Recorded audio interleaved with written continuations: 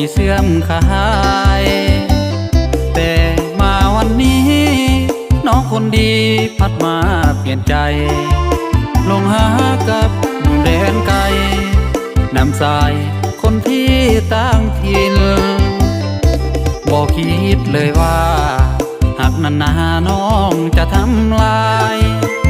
เจ้าสร้างมาเปลี่ยนไปทีมอายแล้วน้ออยู่พินหากเฮาเพพังจนน้องนางไปควงบ่าวจีนความหวังต้องมาสูญสิ้นถึงบ่าวจีนซื้อหักด้วยเงินคำว่าหักแท้ปลายแพ้เงินหยวนของเขาเบิดคำที่จะเว้าย้อนหาทุกข์ยากขาดเขินต้องทนเจ็บซ้ำด้วยอำนาจของเงินอาจจริงกายมาเป็นส่วนเกินย้อนถึงเงินทิ่มใส่หาเขาน้องมีความสุข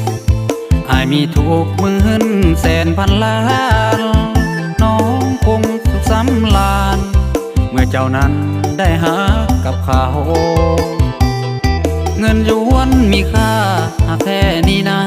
หมดค่าน้องเอาได้แต่กอดนอนเศร้า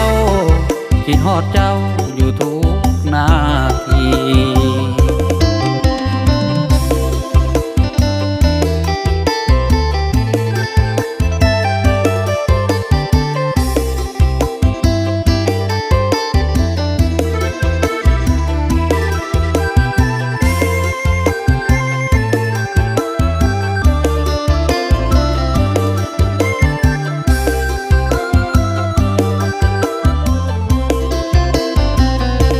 คำว่าหากแท้ปลายแพ้เงินหยวนของเขาเบิดคำที่จะเว้าย้อนหาทุกข์ยากขาดเขินต้องทนเจ็บซ้ำด้วยอำนาจของเงินอาจจริงกายมาเป็นส่วนเกิน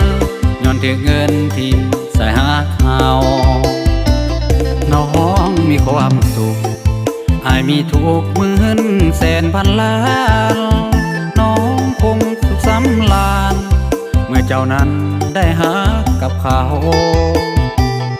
เงินหยวนมีค่าหากแค่นี้นะหมดค่าน้องเฮาได้แต่กอดนอนเศร้าคิดฮอดเจ้าอยู่ทุ